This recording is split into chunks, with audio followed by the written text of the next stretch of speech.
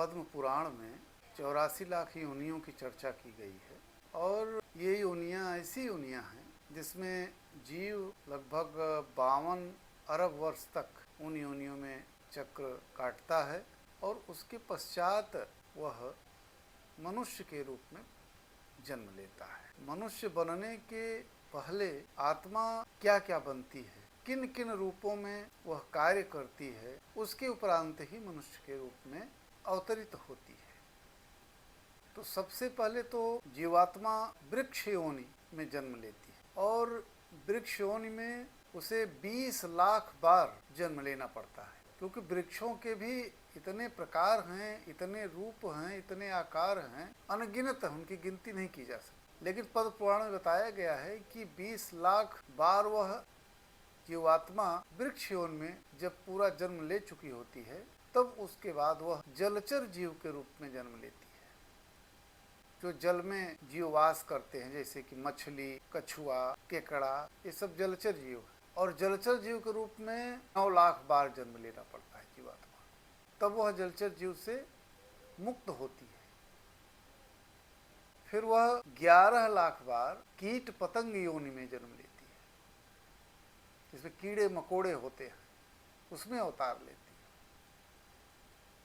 और जब उसका कार्य कीट पतंग योनि से पूर्ण हो जाता है, तब वह पक्षी योनि में जन्म लेता है और पक्षी योनि में 10 लाख बार जन्म लेना पड़ता है।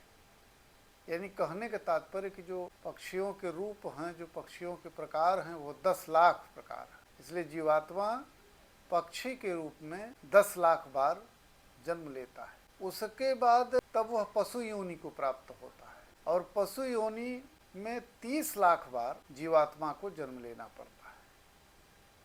यानी पशुओं का जो प्रकार है वह 30 लाख है। जब पशु योनि को वह अपनी आयु पूर्ण कर लेता है, तब वह जाकर के गौ माता की योनि में जन्म लेता है, क्योंकि इन सभी योनियों को, वृक्ष योनि, जलचर योनि, कीट पतंग योनि, पक्षी योनि, पशु योनि, इन सभी योनियों को जब जीव पार कर चुका होता है, तब वह गौ योनि में जन्म लेता है और वहीं से जब वह गौ माता योनि में जन्म लेता है, तो जीव को वहीं से मनुष्य जन्म का अधिकार मिल जाता है। कहने का तात्पर्य यह है कि मनुष्य योनि में आने से पूर्व जीवात्मा गौ माता योनि में जन्म ले चुका होता है।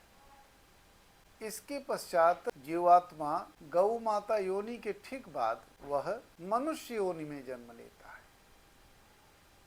और जो मनुष्य योनि का रूप है, प्रकार है, उसमें 4 लाख बार जन्म लेना पड़ता है मनुष्य योनि में। और 4 लाख बार जन्म लेने के पश्चात फिर जीवात्मा अपने कर्म के आधार पर मोक्ष प्राप्त करती है, पितृ या कह लिया जाए कि देव योनि की यात्रा करती है। लेकिन ये सारी चीजें कर्म के आधार पर है। तो इस प्रकार आत्मा 84 लाख योनियों में विभिन्न योनियों से होते हुए अंत में वह मनुष्य की योनि प्राप्त करता है और जो सबसे श्रेष्ठ योनि मानी गई है वह है मनुष्य योनि। जय श्री राम।